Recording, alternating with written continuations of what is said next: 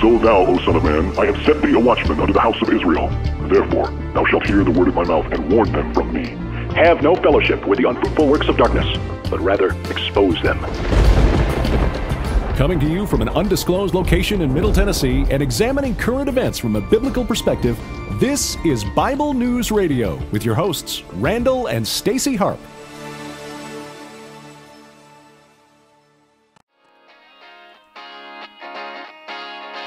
Hello, people. Happy Valentine's Day to those of you out there who are watching us live. And of course, if you're watching the replay, we want to thank you for doing that. I really appreciate it.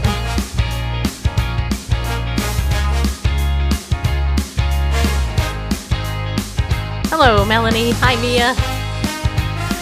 Hello, whoever's coming in on the replay. Hello, Facebook Live people. Hello, YouTube people. And, of course, hello to all of our archive listeners on Spreaker. And coming soon,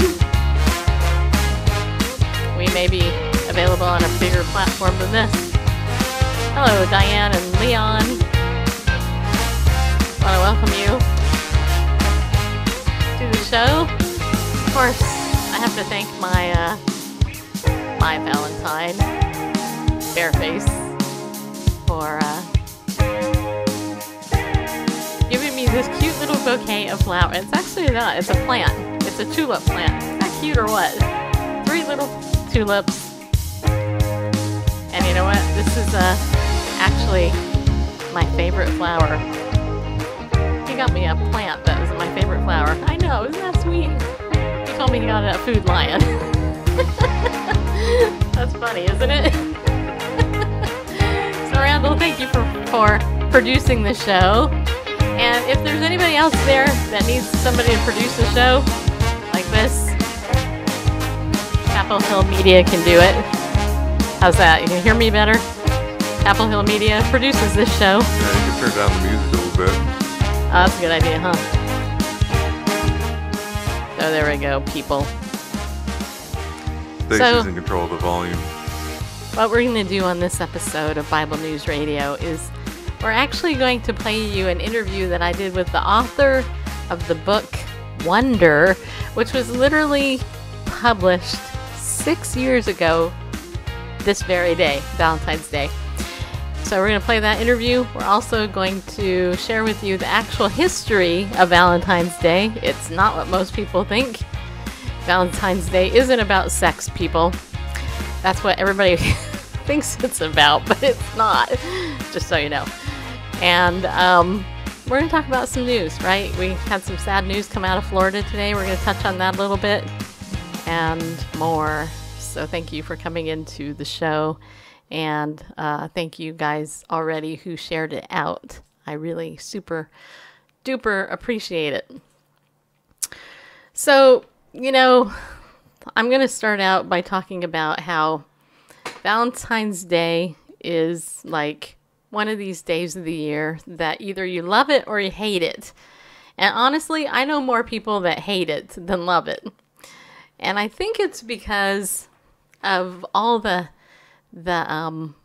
expectations that come along with this holiday. Hi, lawyer girl. I forgot your actual name, but hello.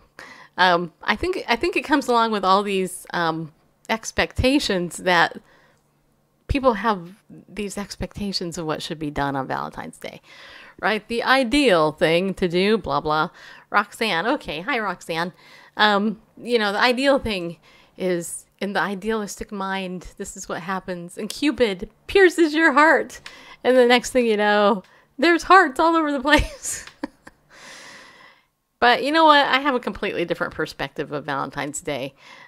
Because I realize that the world commercializes a day that has nothing to do with flowers, has nothing to do with chocolate, has nothing to do with romantic love, we'll put it that way. But it has everything to do with a martyr for Christ. For somebody named Valentine was martyred because of his faith in Jesus Christ. And the fact that he was beheaded on that very day. And here's the thing, the Christian church today, especially in America, doesn't like to look at Christian persecution because, it's a snoozeville topic, right? Oh no, Christians are being persecuted? Yeah, all over the world. And it's not like this is the first time it's happened, Hi, Tanya and Prophetic Rich, sorry. Hello, mister. Nice to see you. So it has nothing to do with that, and we're going to talk about that in a little bit. But the first thing, I want to invite you to do, in case you haven't done it yet, is go subscribe to my email at BibleNewsRadio.com. Just go there, put in your email address, become part of our subscribers, because that's where I put out all the show info, all the exciting announcements, etc., to people first. You guys get it first. Pillars get it second.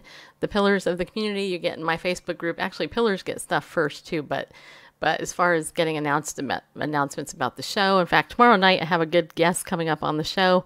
I'm doing an interview, two interviews tomorrow. One with Katie Darrell, who actually used to be one of the top spokespeople over on the gossip news website, TMZ. Yeah. And then Thomas Purfoy, who is part of the filmmaking team of Is Genesis History, which is actually being re-released out into theaters again. It talks about the scientific basis for Genesis. If you've never seen this DVD or this movie, it's something you're going to want to see. Also, God's Not Dead 3, even though it's not being called God's Not Dead 3, is going to be coming out, is going to be coming out pretty soon. And those of you who know who David A.R. White is, he stars in practically every film he makes. Pastor David or Pastor White, whatever. He will be at NRB. It was confirmed today at the National Religious Broadcasters convention that NRB happens every year. I've been covering media at NRB for almost the whole time I've been doing media, for almost 13 years now. And so it's really no big deal for me that I'm going to NRB and I am a media person, because I get to go in and set up a media booth, and then all the people that get publicity and they need it, I get to talk to.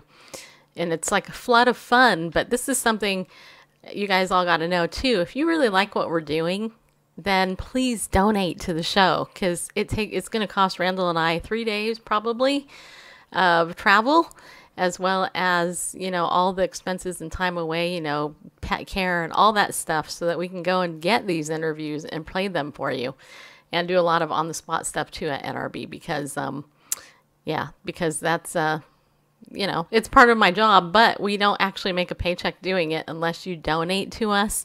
So if you really appreciate what we do, I would appreciate you guys joining us in the donation bin here, passing the plate, if you will, because NRB is the biggest gathering of religious broadcasters in the country, and it happens every year. There's usually anywhere between 6, 7, 8, 9, 10,000 people there, depending on the year. This year, it's going to be super big.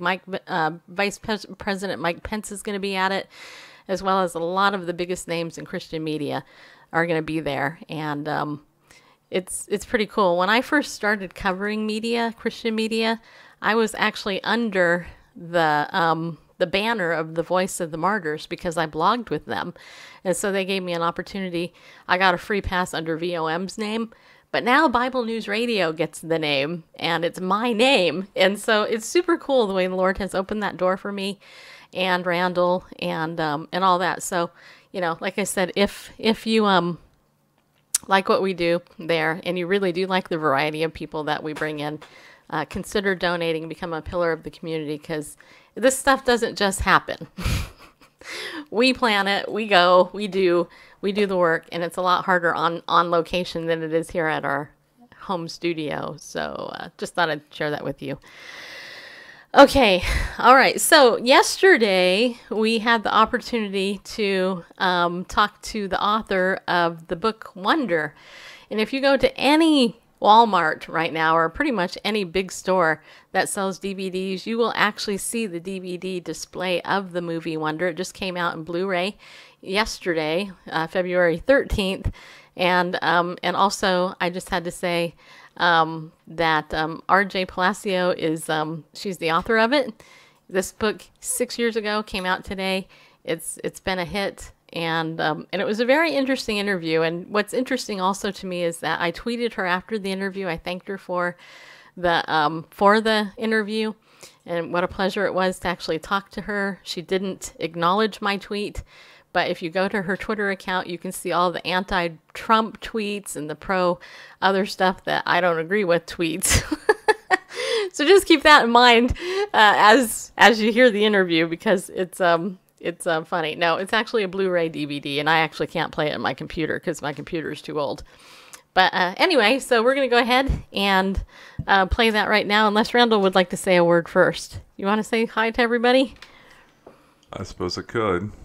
I was kind of hoping you would get on the camera when I was shouting you out. Well, I was busy Gotcha. copying stuff between devices and getting this interview ready to play. Adjust my camera a little bit. My head seems so much smaller. And mine fills the screen up with my big hair. Well, I can do something about that. Well, I mean, not your hair, but there you go. I can put myself a little larger. Yeah. So, here I am. I'm on screen, everybody. Woohoo! All right. Yeah. Back to Stacy. All right, so this is R.J. Palacio talking about her movie Wonder and her book. There you go. Okay. All right. Well, welcome, R.J. Palacio, to our show. I'm so glad that you're here with me today, and congratulations on your phenomenal work, Wonder. Oh, thank you so much. And I'm really, it's a pleasure to be there with you. Thank you. Are you hearing an echo by any chance? I'm not. Okay. I just want to make sure, because I'm hearing a little bit of an echo. So I'm in a car. I don't know if that, Oh, no. It's okay. So everybody probably knows by now about your awesome book, Wonder. But in the event that there is somebody out there who might not know, can you go ahead and give us the background about how that came out, how that came to be? The book Wonder, or what it's about? Yes. Both. Wonder Wonder is about a little boy who's 10 years old who was born with a very significant craniofacial difference, and it's about how he navigates school for the first time. He starts a private school in the 5th grade, and it follows his journey to self-discovery and self-acceptance, and not just through his eyes, but through the eyes of the people around him.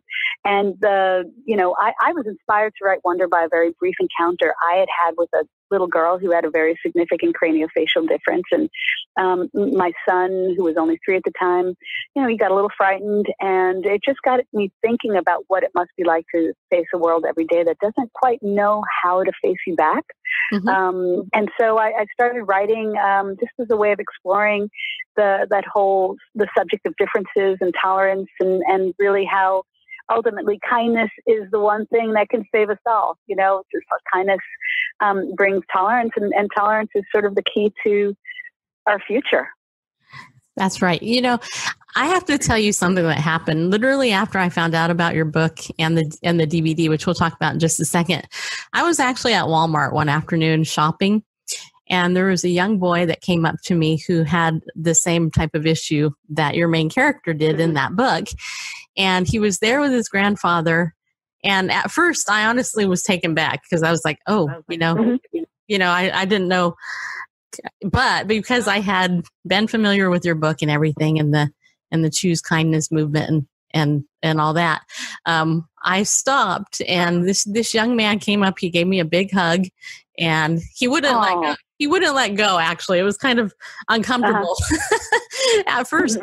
But his grandpa said, "This is Jordan, and he just wants to say hi." And so I ended up spending probably a good 5 or 10 minutes with him, and everything. And afterwards, RJ, I have to tell you, I thought about you, and I thought about how wise, you're the way that you put this out there, that look, it's one thing for us to have to all face the world in one way, but when the world doesn't want to face you, it's like, how do you deal with that? And so exactly, it's tough.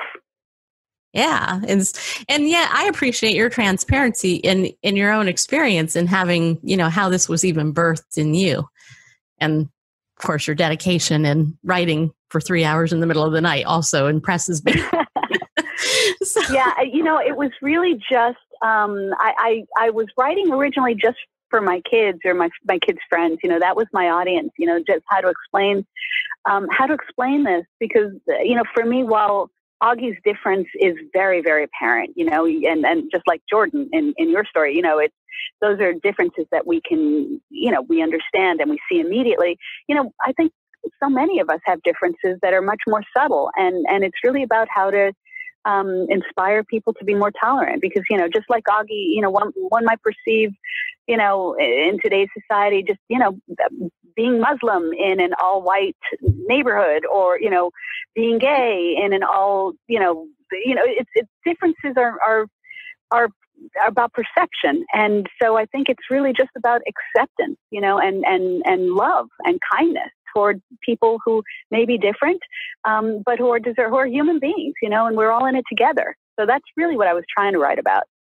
Yeah, and I agree. I think it's wonderful. And now you guys have the Blu-ray DVD out that just came out today, February 13th. And tell me about that. What was that like? I mean, I'm sure for you, you're kind of like going, "Oh my gosh, I can't believe that this has gone to this extreme or this level of extreme isn't the right word." Yeah, I say.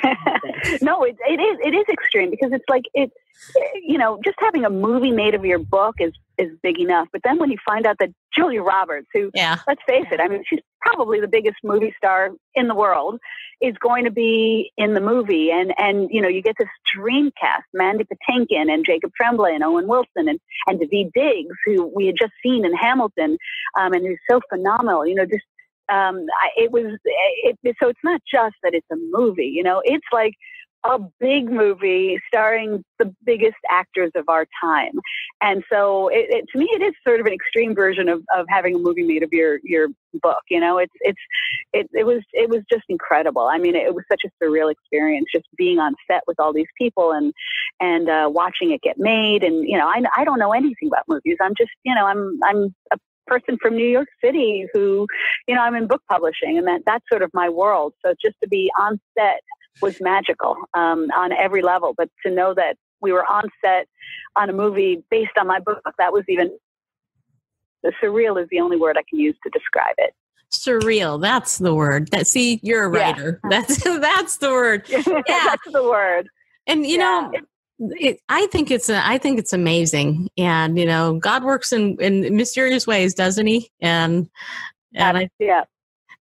do you have any, like, one little story maybe from, the filming and all of that was from your book that you just didn't, it came out better than you ever thought it might be?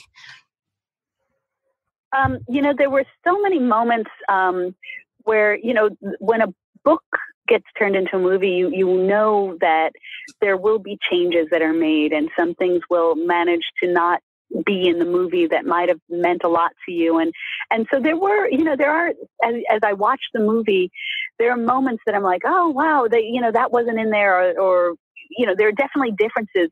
But I have to say, as just trying to appreciate the movie on its own, I think it's such a gem. It's so well done. So whatever parts might have been left out somewhat, I don't really miss, because as a movie itself, it functions in and of its own, on its own legs. So it was just, I don't have one specific story in terms of, just overwhelmed in general by the beauty of of being on set and then seeing the final product. I have to say, the first time I saw the movie with an audience was one of the most amazing moments of my life. Yeah. Just seeing people enjoying the movie, laughing, crying, it was such a great experience. That would be me for sure, laughing and crying. Yeah. Yeah.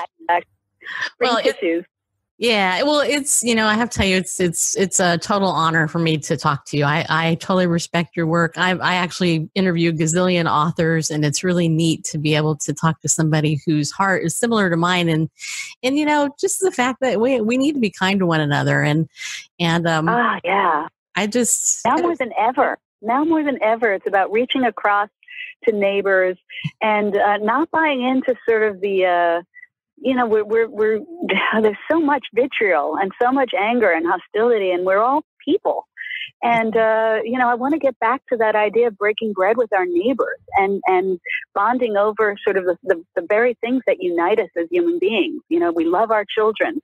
We love our country. We love, there's so many things that unite us. And we just have to kind of remember that and get back.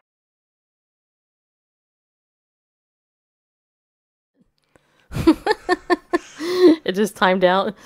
Yeah, I don't know what.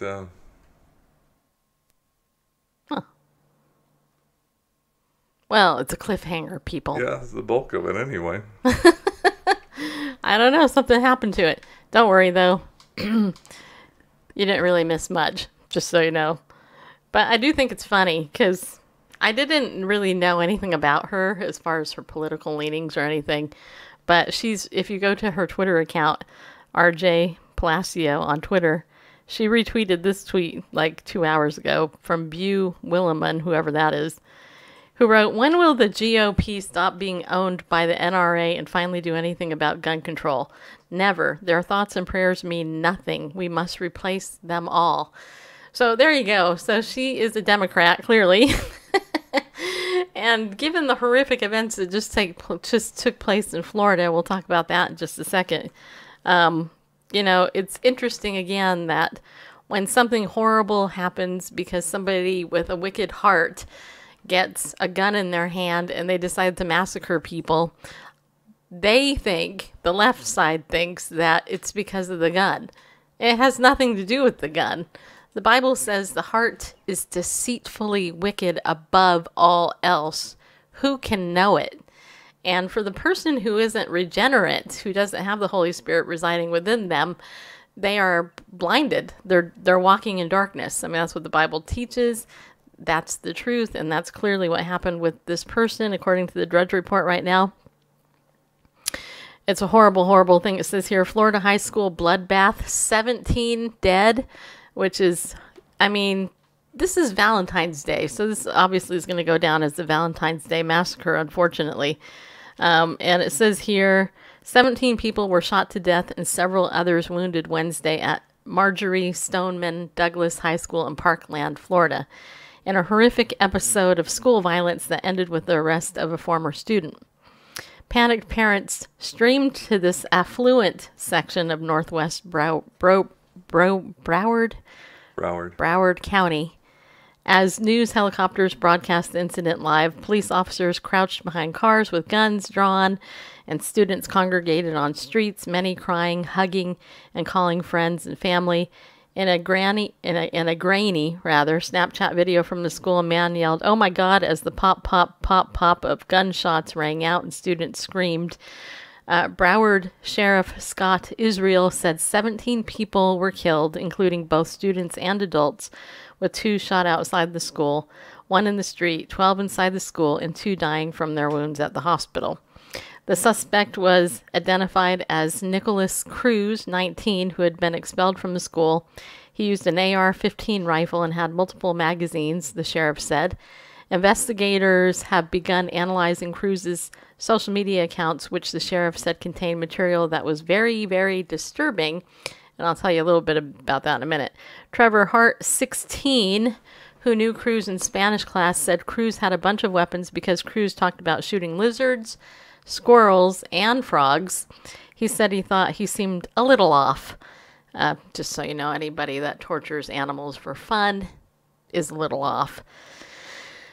Cruz was taken into custody off campus without incident, he said, wearing a red shirt, black pants, and black boots. Cruz was seen being placed on a gurney at 4:47 p.m. He was seen being wheeled into a Broward, or however you say that, Health North Hospital in Deerfield Beach. Later, he was taken from the hospital to Broward Sheriff's Office headquarters in Fort Lauderdale. People are still undergoing surgery.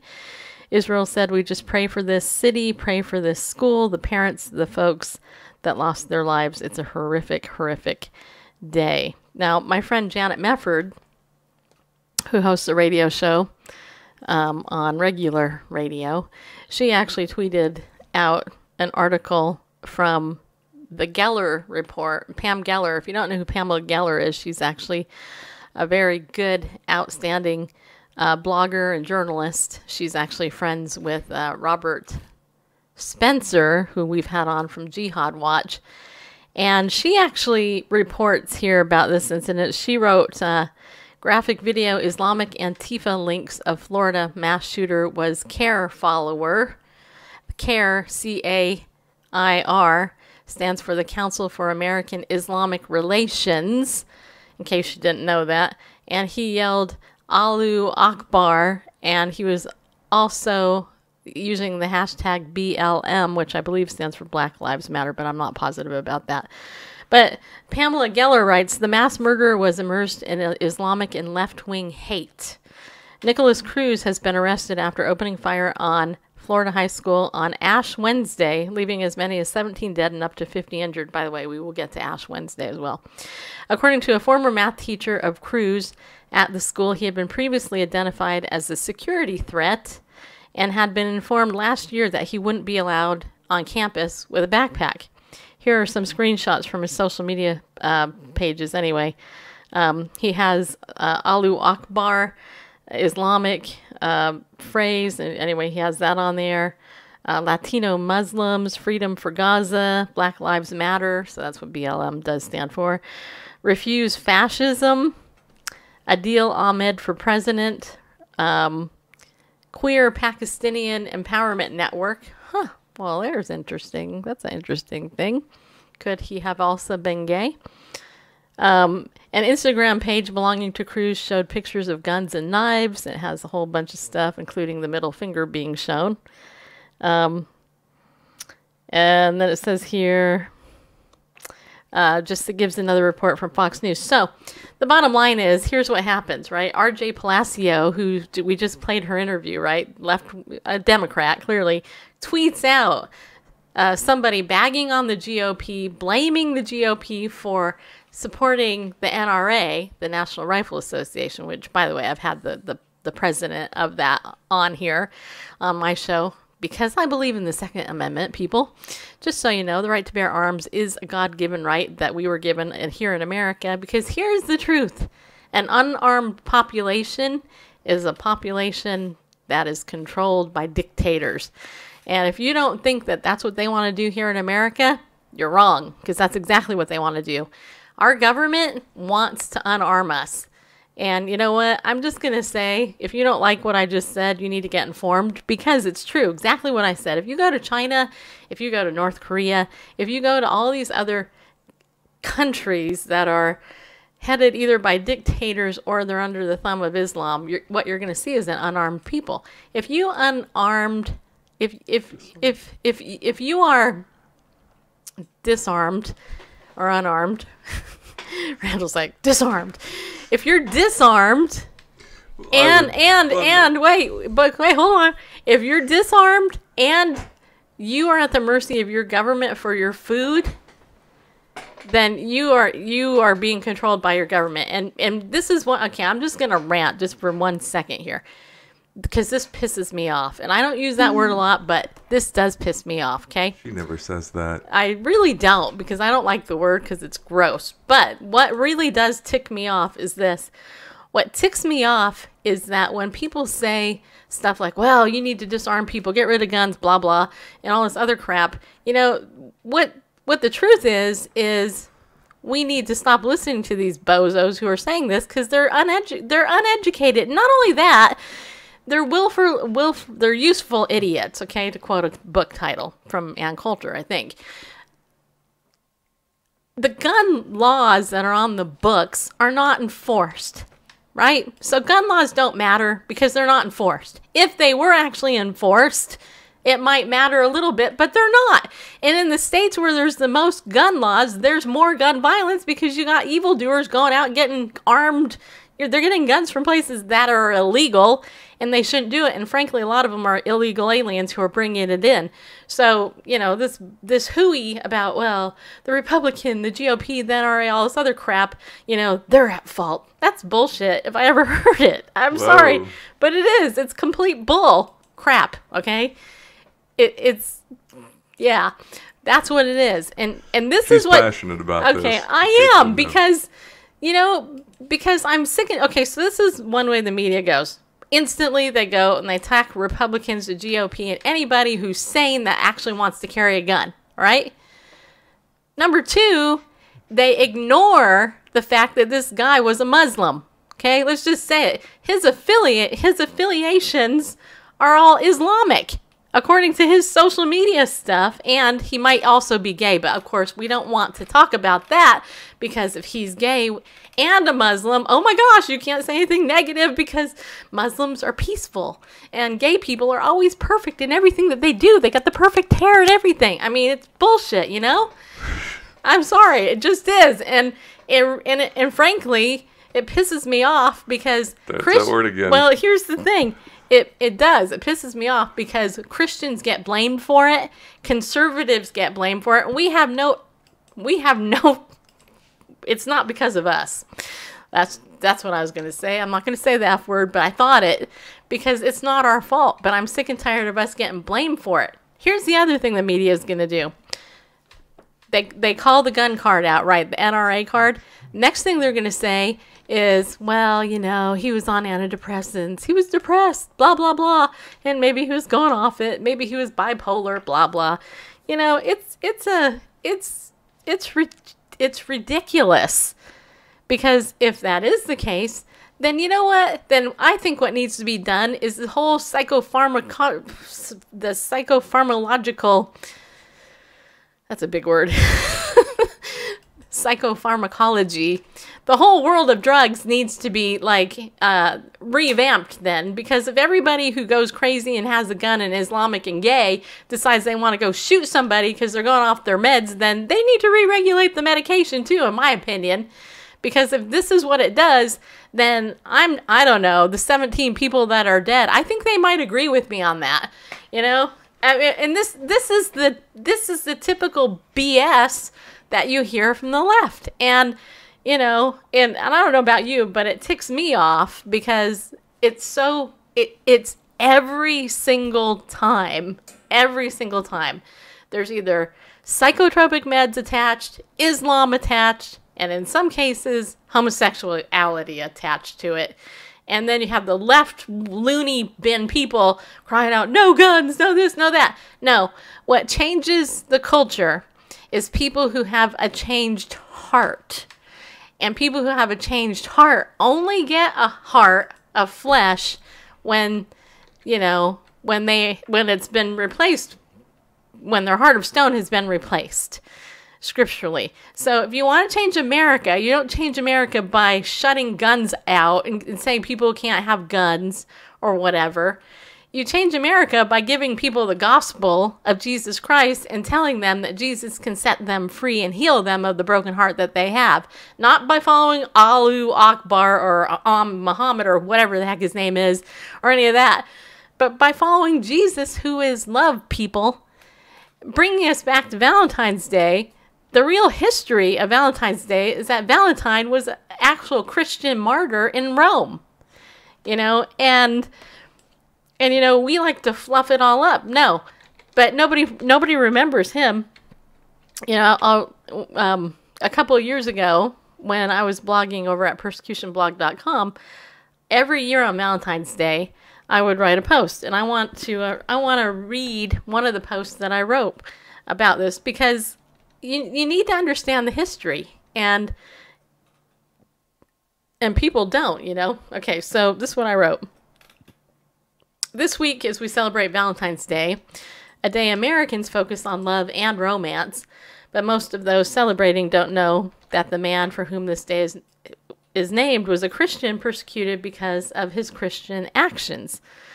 The following comes from The note from the author to parents and educators that is included in, it's a book called The Story of St. Valentine, More Than Cards and Candy Hearts.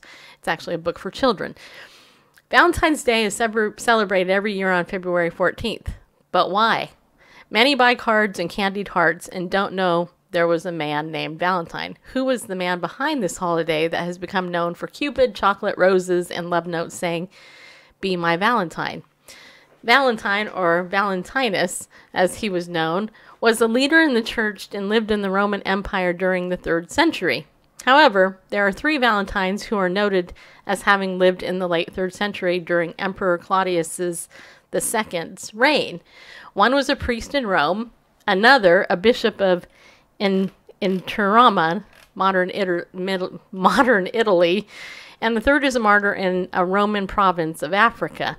Some believe the martyrdom of all 3 men named Valentinus occurred on February 14th. Most scholars believe 2 of them, the priest in Rome and the bishop that was in Italy, are the same, suggesting that the bishop of Interramna was a Roman priest who became bishop and was sentenced there and brought to Rome for his execution. It's believed that Valentinus's martyrdom occurred there around the year 269 AD. So this was a couple hundred years, almost 300 years after Jesus died, right?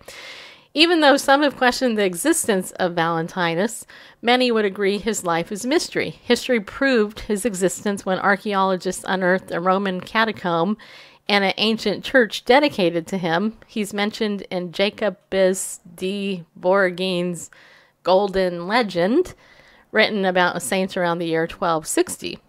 It's noted this was perhaps the most widely read book after the Bible during the late Middle Ages. By the way, I don't know if any of you have ever read Golden Legend, but that is an interesting fact right there. He was also featured in a woodcut in the illustrated book called the Nuremberg Chronicle, printed in 1493. Sources indicate it was Emperor Claudius II who had Valentinus executed for secretly marrying Roman soldiers, defying an order from the emperor that soldiers were not allowed to marry. Claudius, also known as Claudius the Cruel, was having difficulty recruiting soldiers and believed Roman men were unwilling to leave their loved ones because soldiers were required to fight for at least 25 years. Therefore, Claudius banned all marriages and engagements. However, Valentinus, along with Marius, secretly married couples until he was apprehended and brought before the prefect of Rome. It's even believed that Valentinus tried to convert Emperor Claudius. In the story of St. Valentine, More Than Cards and Candied Hearts, the conversation between Emperor Claudius and Valentinus is based on the one printed in D. Voragines' Golden Legend. Another legend says Valentinus' imprisonment, while awaiting his execution, he restored the sight of his jailer's daughter. In this story, we call the jailer Marcus. Now, this was actually, if you know about this, some people don't believe this happened, but some people believe that this was actually a literal miracle that God did using him to do this, that he restored the sight of the jailer's daughter. Yet another says on the eve of his death, he wrote a note to the jailer's daughter, and then he signed it, "From your Valentine." In 496 AD, more than 200 years after he was executed, a church leader marked February 14th as a celebration to honor Valentinus' courageous life to replace a pagan Roman holiday. February 14th was the day the Romans honored Juno, the queen of the Roman gods and goddesses, also known as the goddess of women and marriage. The following day, February 15th, started the feast of Lupercalia, which honored Faunus, the god of fertility and forest. There's an interesting pairing right there. On the eve of Lupercalia, the names of Roman girls were written on pieces of paper and placed in jars. Young men would draw on a girl's name and be partnered with that girl throughout the festival. Sometimes this pairing lasted the whole year, and often they would fall in love and later marry. And what about Cupid? Why does this image appear during Valentine's Day? Cupid was the Roman god of love. Despite the mystery, legends, and questions masking the man Valentine, this story was written to convey his courageous life and death. May the story of St. Valentine, More Than Cards and Candy and Hearts, inspire children of all ages to boldly present Jesus Christ to a world in need of his hope. Okay, so I wrote that a couple of years ago on the persecution blog, and that's just part of the story. You know, it's interesting to me that we would have a massacre, apparently by a Muslim, clearly unstable, and probably a homosexual Muslim on top of that, according to this report from Pamela Geller, go out and murder all these people for what? The sheer fun of it? I don't know. But what I do know is it's sickening, and I think it's time that conservatives and Christians speak out loud and clear and say, you know what, we've had enough of this baloney. And when the liberal media is saying, ban guns, do this, ban that, blah, blah, we need to say, you need to shut your face and get the facts and knock it off and grow up and be a person instead of a whiner who's trying to blame a gun instead of the person's heart. Because it isn't the gun, it's the person's heart. All the people in the world that are cops and stuff actually carry guns. How many cops do you see blowing away people for the hell of it? Not very many, okay? Just saying. So those are my thoughts on that. And I apologize for my colorful language, but, you know, 17 people are dead now. And guns are being the blame. The guy who's an avowed Muslim isn't being blamed. It's the gun being blamed. It's like, we got to stop that. All right, I'm done. You want to say something? By the way, Randall got me these tulips in case, you know, because he's... Yeah, go ahead. What could I possibly add to that? Except I could get you a gun.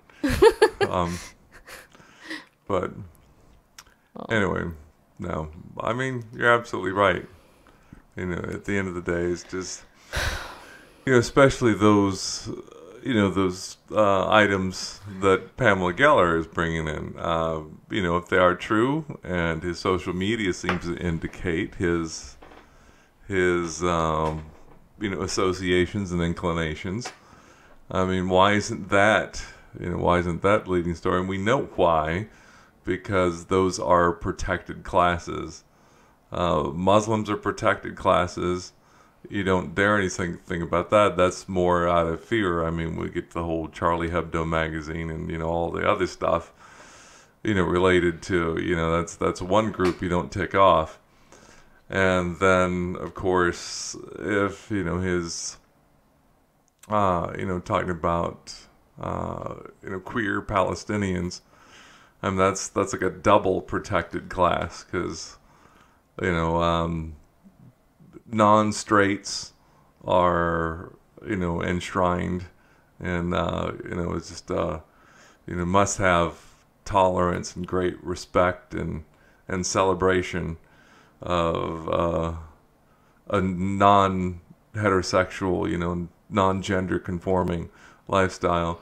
And then Palestinian, you know, the poor oppressed Palestinians who the evil Israelis are trying to wipe out their existence and steal their country from them, and yada yada yada. You know, the nation that was basically a wasteland and widely uninhabited until Jews started returning to the land in the early 20th century, and the, you know, there was the desert bloomed, you know, that things started growing and all that. Then it was a piece of land to be desired. Yeah, well, and you know, my question is, where are all the Christians doing this? Doing what? Shooting up their high schools? And where are all the Jews doing it? I mean, Pamela Geller is Jewish, in case you didn't know that. Yeah. I've interviewed her on our show. I should call her up, actually. I have her number. I probably should call her up, try to get her on. Yeah. But this is ridiculous, and it turned into an oasis. By the way, hi, Jeff Aroni. And hello, Jeff. Not Aroni. We got Jeff, who is in Aroni, and then we got Jeff Aroni. We got Jesus, Magnus, JM. I'm going to start calling you JM. It's just easier. And Dottie came in, and Mia and Melanie are still there. Listen, guys, clock is 2:45. Here, need to sleep. Good radio, though. Hugs to you. Aw, thanks. Appreciate it. I hope the Unstuck Club is helping. Grits are good. That's what I've heard. I'm not sure, though, because I haven't eaten them. So that's my commentary on that.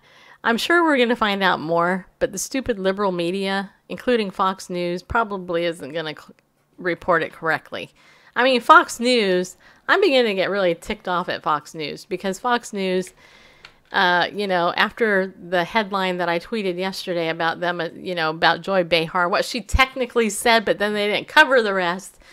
I mean, they're getting really sloppy in my opinion. And, and so this is what I think. I think you should chuck Fox News, CBS News, NBC, chuck all of those media outlets.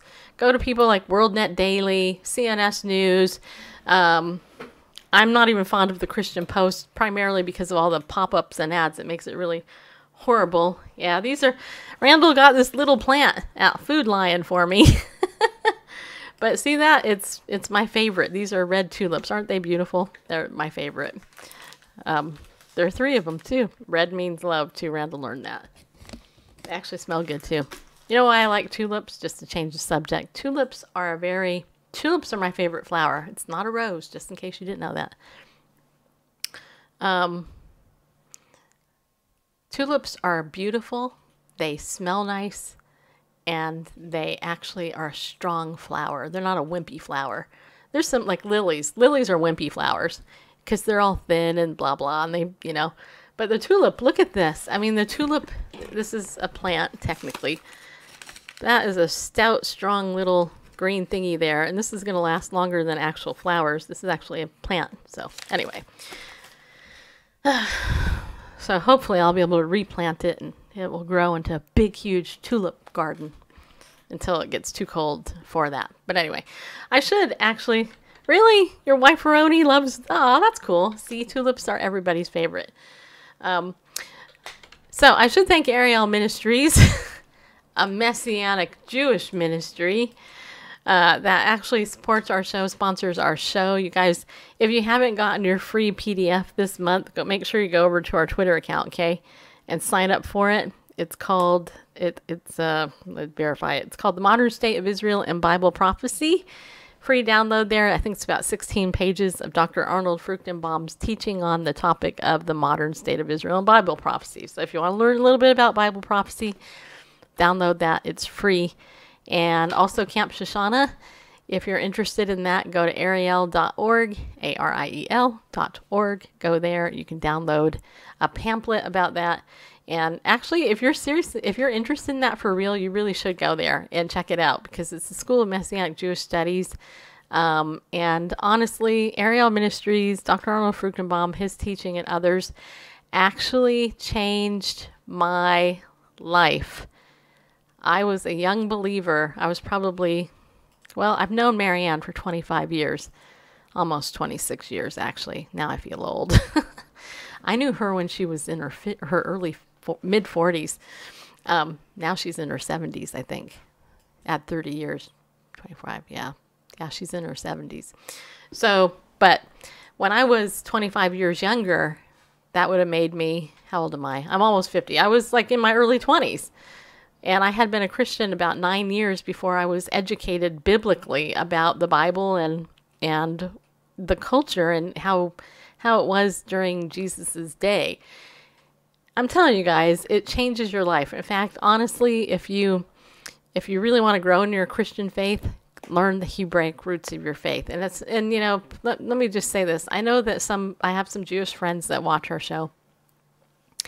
I am not, and I know some of these Jewish people have had bad experiences with Jews for Jesus and, them doing some things that I don't agree with either. But there's this misconception that if you're Jewish, you lose your Jewishness if you become a Christian and you follow Jesus. And it's completely the opposite. You actually become a completed Jew in that, Jesus is Jewish and you understand the context in which the Bible was written is Israel. It's a book about Israel. Anyway, long story short, Israelology, The Missing Link in Systematic Theology is a good book, and also Footsteps of the Messiah is a really good book. That's the end times book that he wrote about the book of Revelation, where he gives the different views on Revelation. But the book Israelology, The Missing Link and systematic theology is important because you understand Israel and the role of Israel. It makes everything else make sense. And that's what drives me crazy, is that most Christian pastors in America don't even mention Israel, which I don't get. I honestly don't get it. I mean, I've been a Christian for 35 years or something like that now, and I don't get it. I don't understand why they don't mention Israel. It's like, hello, the whole Bible is set in Israel and, Rome and Italy, various places like that. But anyway, so if you want to support Bible News Radio, support our sponsor. If you want to support us, like you just want to actually support us, then donate to us. I said that earlier. But become a pillar of the community and really kind of commit to donating to us. It helps me to go and do things like we're going to do in a little while. A couple of weeks, we're going to go to the National Religious Broadcasters Convention. We're going to give you like a whole bunch of super awesome interviews with the people there. Give you the inside look on things. And it'll be 3 days of traveling and all that here. And even though it's local, it's still, traveling there's gas money and there's all that stuff. So, just, $5 a month, $10 a month, whatever you can do, just become a pillar. All right. Okay. And what else I got to say? The Unstuck Club is still free. I'm waiting for my website to get finished so that we can go ahead and launch that for you in a different platform. In fact, I have another thing I'm going to announce pretty soon. Pretty soon, you're going to be watching us on Roku, just so you know. I haven't got the final paper signed yet, but we did get an offer from somebody who has a network on Roku, and they offered it to us for free, which is definitely God's blessing. And they have 33,000 subscribers on their channel as of right now. And the American Family Radio has also partnered with them. So we will be getting a little bit more visibility. So hopefully we'll get that up and going relatively soon. Hopefully within the next couple of weeks for sure. So this same show that we are doing here and on Facebook Live, which is costing us $100 now a month to do, and on YouTube, all of that, plus on Spreaker, will also be shown on Roku, on a network. I'm not going to mention it yet because we haven't gotten it in writing yet, but that is coming. And so again, if you like what we do, please help us financially, because I'm doing a ton of stuff here and we're making maybe $300 a month tops from our donors. And that's hard to live on. I mean, that barely pays my internet. Especially now that we have expanded using Switchboard, which is costing us $100 a month to do. Because some of you wanted us on Facebook, so we're putting out that $100 to be on Facebook now. So help us out with that, if you don't mind. All right. Okay, today is also Ash Wednesday. And it's interesting to me because this morning, Beth Moore, who is a very popular author and speaker and women's Bible teacher, was tweeting about Ash Wednesday and Valentine's Day. And it got my attention because I also saw somebody in the Greenbeard tribe ask the question in there, what about Lent? And what's the biblical view on Lent and Ash Wednesday and putting ashes on your face and, putting a cross and all of that? And they wanted some answers, and I just thought it was kind of interesting that Beth Moore was making some comments. I'm trying to find the thing that she wrote, the first thing I saw, because she wrote a lot today. Let's see here. Yeah, here it is. Actually, she wrote, I'm a Valentine's Day Scrooge. Give me Ash Wednesday any day. For starters, I don't like how it makes a lot of people feel. And what's up with Cupid that can somehow talk otherwise perfectly intelligent people into sleeping with idiots? Gonna need y'all to hear me out here. Probably what's at the heart of my distaste for Valentine's Day. The truth is, for many of us, our long-anticipated romantic love life turned out to be a long shot from all the hype and one of the hardest parts of our lives. But this morning, I cried all the way through prayer time over my Valentine. And then she posts a picture of her and her husband, Keith, And she said, this is me and Keith, or Keith and me. We were a train wreck, dropped perfectly stable relationships like hot potatoes for one another. It was fireworks and stayed that way, and nearly burned our house down. We had more baggage than Samsonite. His first card to me back in college says it all. This is us, and the card actually says "I'm sorry" on it. Here, but she says here, but here we still are by the vast grace of God. So I'll tell you about love. Love says "I'm sorry" over and over. It says "I blew it and I need a reset." Love sometimes wants to move out but stays instead. Love says "I'll try my dangest to take good care of you and not be a selfish clod." I sat across the table from my man yesterday while a journalist from a major magazine interviewed him. It was a bold move because there's no controlling his mouth, and this is no deacon. He was in a crisp white button-down shirt, blue jeans, and boots. Once black hair, peppery gray. He fell in love with a 20-year-old who told him she was going to work for Jesus but had no idea what she was going to do. What he got was a bleached blonde Bible beater who gets herself in trouble on a regular basis and puts him in the edge of a spotlight he never signed up for. I'll close with this. I don't even know if anyone will get it. The conversation with the journalist moved around to what he thought about my harsher critics. True to form, he responded only in regard to male criticism. They're pencil necks. Come again, she asked. Pencil necks. Who says that? Well, Keith. And I thought, how am I the luckiest woman in the world? I've got a man who defends his very flawed wife to the death, who would take someone to the woodshed over me. God bless him. Give me this man. Happy Valentine's Day, Keith Moore. You make me swoon. Of course, she doesn't actually say why she likes Ash Wednesday better than that, but she was sexually abused. I was too, and so the whole romantic thing is really messed up when that happens to you. I can tell you that from personal experience, and I know some of you out there as men can understand it because you've had to deal with it from your wives and or yourself. So with that said, let me make a comment about Ash Wednesday. You know, that's primarily observed within the Catholic faith.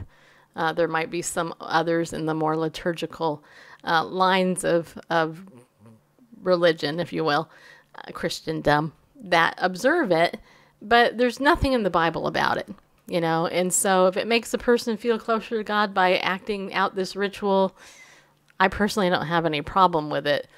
What I have a problem with, and this even goes for Christians in communion, is the Christian that purports to be all pious on the outside and do these acts of worship and penance, but then in the very next breath or the next day forget they did that, you know. And to me, that's hypocrisy 101. It's like, okay, so you're going to give up this, you're going to do that, but you actually, you know, repentance without change isn't repentance. And that's what it's supposed to be about. So, yeah, the whole idea of Mardi Gras always.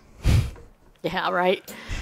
Humored me, but you know, it's because it's the Tuesday before Lent, and Lent is when you give up something. You know, the period that starts on Wednesday, and then you give up something for the period of Lent. So Tuesday is the night to live it all up and get all your fleshly, you know, desires out, because the next day you have to give it up. I mean, that's. It's like, it's the irony of it all, right? Right. Only yourself. Yeah. So, anyway, so are we perfect? Nope. Neither are you, though. And it's a lot easier to judge us because we're here live doing stuff. When you get on the camera every single day and live your life in front of the world, then you'll understand what it's like to be judged wrongly. But until then, just know that we appreciate you. Tomorrow we actually have a good guest lined up. I actually have two. I'm doing an interview in the morning, and I'm doing an interview in the afternoon. In the evening. So, you know, keep us in prayer. And I actually have some meetings in the afternoon too. So, yeah. So, hope you guys have had a good Valentine's Day. I see the numbers are relatively low tonight. And I'm going to guess because a lot of people are out there, you know, doing stuff. my day, as some of you may know, was very interesting.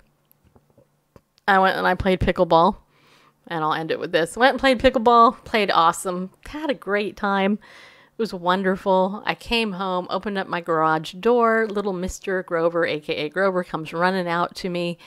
I open up my car door. He jumps in. I pull into the garage like I always do. And then I heard a crunch. And I was like, something happened. I ran over something that shouldn't have been there that I didn't see. So I backed my car out. I kept it running and I opened the door. Grover got out. I got out, walked up around to look in my garage to see what it was. I ran over. It happened to be the top of a spray can. How, to this day, I still have no idea how it got off, but it was plastic. I turn around and the door shuts. Grover, fortunately, was out of the car, but the door shut with my car running. So Randall calls AAA up, and AAA is supposed to show up within an hour. AAA took almost 2 hours to get to my house. So I was a little ticked off by the time AAA showed up 2 hours later, because my car was running the whole time, sitting there in my driveway. because So I posted about it on Facebook, because on one hand, it's kind of funny. Because I always roll my window down just in case something like that happens, then I can reach in and unlock my door. But this time I didn't. It's like the one time I didn't, the dang thing shuts. And all that. And you might be asking, I did have a full tank. I literally just filled the tank up yesterday. So I was like, really? So for a whole almost 2 hours, my car sat in the driveway and it ran. And you know how it idles, it gets really fast and then it slows down? It did that for 2 hours. And then it rained out, so my car got all wet, which it never is outdoors getting wet. But the battery charged up. Battery's charged now, but I was concerned that it might do something to the car just sitting there and running and not actually going anywhere. But yeah. But don't you think, okay, just AAA is supposed to show up within the hour, right? What they said. That's what they called. They said, we'll be here by 1:40, and they didn't show up till almost 2:30. And, this girl got a little irritated. 2 hours sitting there, because I couldn't do anything. I could not literally do anything except work on my computer. I couldn't take a shower. I couldn't do anything because Randall was doing a show, and he couldn't do anything. We had to wait by the phone for them to call me. Anyway, so AAA gets a thumbs down this Valentine's Day. But I also have to say that I need to go make a spare key and give it to Randall in the event that this ever happens again, which I hope it doesn't. But anyway, so there you have it. Anybody have any comments other than that? Yep. You guys have been a quiet group tonight. And I don't think anybody has been watching over on Facebook, which makes me not want to spend $100 a month to stream through the platform that we're doing so that happens. Because it's like throwing money away. So we'll have to think about that. All right, so our show is now over. I think Randall and I are going to go get some dessert for Valentine's Day since we didn't eat dinner. Because we figure, why eat dinner on Valentine's Day? Get the spare key and it won't happen again. Well, I thought Randall had the key, though. That's the thing. Anyway, it doesn't matter. That was part of my day, and it makes a good story. And next year I'll be reminded of it from Facebook, because Facebook will remind me, and I'll laugh, and I'll think it's funny then. Right now I'm still a little irritated by it, but I'm good. All right, people, go have a good evening. Remember, be bold, stand up, and go with God, people. And stand up for what you believe as a Christian, And when people like this evildoer that just killed 17 people are in the media, and the media is trying to blame it on gun control, you remember it's not about the gun, it's about the heart. And only Christ can change the heart, right? He can change a wicked heart and make it a good heart. And he can give your fearful heart courage and give you the courage to stand up. Yeah, I'm glad Grover wasn't in the car too. If Grover was in the car, they probably would have showed up sooner.